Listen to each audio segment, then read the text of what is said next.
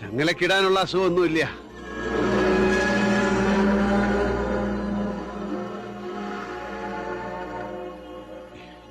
ഈ ചെളിവരമ്പിലൂടെ നടക്കുമ്പോ ചിലപ്പോ അറിയാതെ കാലൊന്ന് വഴുതി പോവില്ലേ?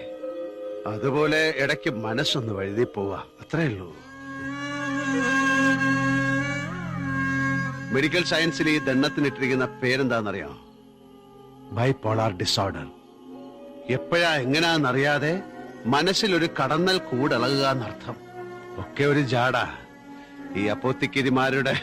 എപ്പോഴാ കുട്ടിയെ നിനക്ക് ഈ വയ്യായ തുടങ്ങിയത്? ഗോവിന്ദ മാമയ്ക്ക് എന്നാ മീശ മുളയ്ക്കാൻ തുടങ്ങിയത്? കൃത്യമായൊരു ഉത്തരം തരാൻ പറ്റുമോ?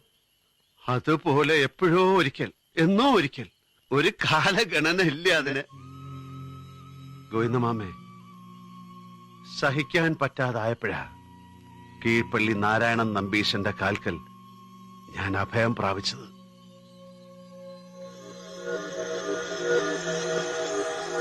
കാണാൻ വയ്യാത്തൊരു എഴുത്താണി കൊണ്ട് കരലിൽ ആരോ കോറി വരയ്ക്കുക എന്നൊക്കെ കേട്ടിട്ടില്ലേ നമ്പീശൻ? അതാ ഇപ്പൊ എന്റെ അവസ്ഥ. പഠിക്കാൻ വയ്യ, പഠിപ്പിക്കാൻ വയ്യ, ഉണ്ണാൻ വയ്യ, ഉറങ്ങാൻ വയ്യ, ആകെ തകടം മറിഞ്ഞു പോകുന്ന നമ്പീശ. ഞാൻ രക്ഷിക്കില്ല എന്നെ.